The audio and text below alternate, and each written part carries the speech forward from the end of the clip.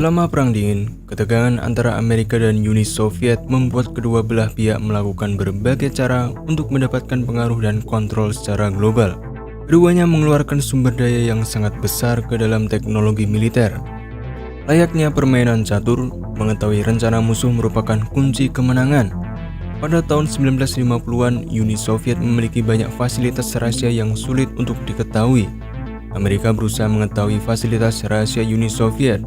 Namun adanya jaringan stasiun radar yang luas, sistem rudal permukaan dan rudal udara, serta pangkalan udara yang ketat oleh Uni Soviet membuat Amerika kesulitan untuk mencapai itu semua. Hingga tahun 1956, pesawat mata-mata Amerika U-2 nekat terbang di atas teritori Uni Soviet.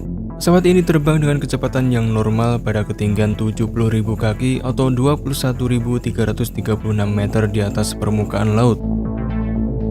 Uniknya pesawat ini mampu terbang di atas wilayah pertahanan Soviet. Presiden Amerika saat itu Eisenhower bahkan yakin radar Soviet tidak dapat mendeteksi pesawat U-2 di ketinggian seperti itu. Tapi ternyata Amerika salah.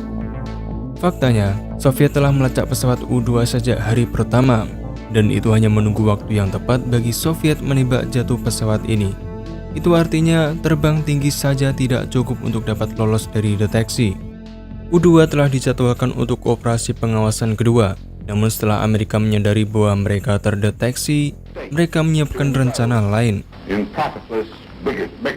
Amerika menyadari untuk dapat terbang di atas wilayah udara Soviet membutuhkan kombinasi antara kecepatan yang luar biasa, ketinggian, dan kemampuan siluman. Alasan ini membuat Amerika mengembangkan beberapa konsep pesawat mata-mata yang cukup radikal, seperti pesawat bertenaga ramjet yang akan diluncurkan dari pesawat supersonik Convair B-58. Namun pada tahun 1959, CIA memilih Lockheed untuk mengembangkan pesawat mata-mata generasi selanjutnya.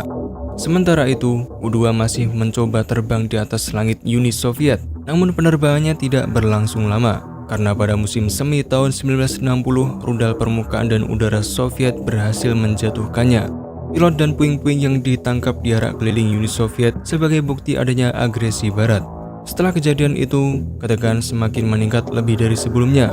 Untuk itu, Amerika membutuhkan pengganti dari U-2.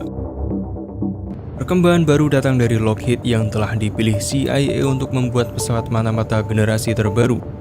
Model baru ini sama sekali berbeda dengan model-model sebelumnya. Sebuah pesawat yang kini usianya mencapai 60 tahun setelah penerbangan pertamanya pada 26 April tahun 1962, sekaligus menjadi jet tercepat yang pernah terbang. Pesawat mata-mata buatan Lockheed yang sangat rahasia ini dikenal sebagai A-12. Pesawat ini awalnya digunakan oleh CIA untuk pengintaian. Selain itu, A-12 juga dikembangkan sebagai prototipe pesawat pencegat yang dinamai YF-12 yang dipersenjatai dengan air-to-air missile. Juga dikembangkan menjadi M21 yang mampu meluncurkan drone pengintai tak berawak. Namun, semua hasil pengembangan A-12 ini lebih dulu pensiun, kecuali SR-71 Blackbird yang dikembangkan untuk Angkatan Udara Amerika dan digunakan selama beberapa dekade. Blackbird mampu terbang dengan kecepatan Mach 3,2 atau 3.920 km per jam pada ketinggian sekitar 25 km di atas permukaan laut alias berada di lapisan stratosfer. Hebatnya, Blackbird mampu terbang dengan kecepatan tersebut selama berjam-jam. Untuk mencapai ini, para insinyur Lockheed harus berinovasi dalam segala hal. Dan untuk mempertahankan kecepatan luar biasa seperti itu, SR-71 dan pendahulunya didukung oleh mesin yang dikenal sebagai turbo ramjet. Pada kecepatan di bawah Mach 2, mesin ini berfungsi seperti mesin jet afterburning konvensional. Namun pada kecepatan di atas itu, mesin akan berperilaku seperti ramjet. Hal ini karena saluran masuk yang berbentuk kerucut yang disesuaikan untuk membypass udara di sekitar mesin agar mengalir langsung ke afterburner. Pada kecepatan Mach 3,2, bagian luar dari SR-71 akan memanas melebihi 500 derajat Fahrenheit atau 260 derajat Celcius. Suhu di angka ini sudah cukup untuk melunakkan aluminium pesawat. Untuk itu, para insinyur Lockheed menggunakan 92% titanium sebagai material pesawat agar tahan terhadap suhu ekstrim. Penggunaan titanium ini juga membuat para insinyur berinovasi menemukan teknologi fabrikasi yang baru.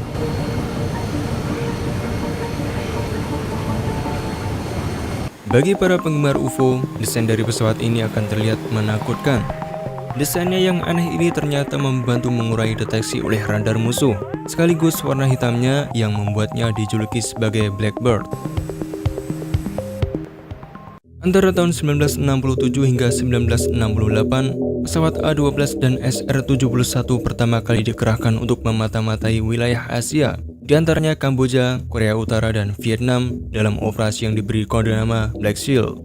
Operasi ini terbilang sukses karena mereka lolos dari 800 lebih surface-to-air missile. Namun pesawat mata-mata ini tidak pernah secara resmi terbang ke wilayah udara Soviet. Karena jika sampai tertembak oleh rudal Uni Soviet seperti U-2 akan menjadi bencana besar bagi AS. Sebagai gantinya, SR-71 terbang di sepanjang perbatasan Uni Soviet. Mereka menggunakan set-looking radar dan kamera untuk mengintip ratusan mil ke wilayah Soviet. Ini membuat Soviet sangat frustasi. Pada tahun 1976, seorang pilot asal Soviet bernama Viktor Belenko membelot ke barat dengan melarikan diri menggunakan pesawat MiG-25. Ia menggambarkan betapa susahnya mencegat Blackbird. Memang, MiG-25 mampu mencapai kecepatan Mach 3, namun ini hanya bertahan selama beberapa menit, tidak berjam-jam seperti Blackbird. MiG-25 juga tidak mampu mencapai ketinggian yang mampu dicapai oleh SR-71. Bahkan rudal air-to-air terbesar dikenal sebagai Bisnovat R-40 pada MiG-25 tidak memiliki kontrol kendali yang baik untuk dapat mengenai SR-71 secara langsung. Selama bertahun-tahun, Blackbird terbukti berhasil melakukan pengintaian tanpa terdeteksi radar maupun terkena rudal musuh. Hingga tahun 1980-an, muncul generasi baru pengganti MiG-25 Foxbat. Mikoyan MiG-31 resmi terbang menjaga langit Soviet. Pesawat tempur pencegat supersonik ini dilengkapi dengan radar canggih dan rudal jarak jauh R-33. Kehadiran MiG-31 menimbulkan ancaman baru. Ditambah Soviet juga berhasil mengembangkan generasi terbaru surface-to-air missile. Namun, ancaman terbesar bagi Blackbird bukanlah rudal ataupun jet tempur, melainkan Blackbird itu sendiri. Selama operasi, tidak ada Blackbird yang pernah hilang sebelumnya. Namun, lebih dari sepertiga dari total 50 Blackbird yang dibangun hancur dalam kecelakaan. Selain itu, pengoperasian pesawat ini sangat mahal. Per satu pesawat dapat menguras anggaran sekitar 300 juta dolar setiap tahun dari anggaran pertahanan Amerika. Bahkan mereka juga menyiapkan armada pengisi bahan bakar udara khusus, pasukan pendukung dan pemeliharaan hanya untuk memastikan pesawat ini siap untuk setiap misi.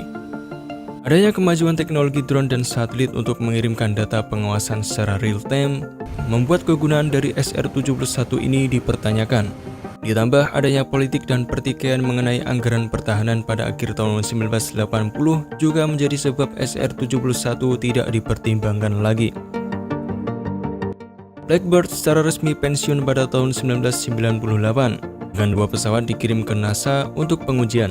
Teknologi di balik A-12 dan SR-71 telah berusia lebih dari setengah abad. Namun kehebatan dan teknologinya masih diperbincangkan hingga hari ini, dan keduanya menjadi inspirasi untuk masa depan di dunia aviasi. Itulah tadi pembahasan tentang SR-71 Blackbird yang melegenda. Terima kasih telah menonton, kita jumpa lagi di video selanjutnya.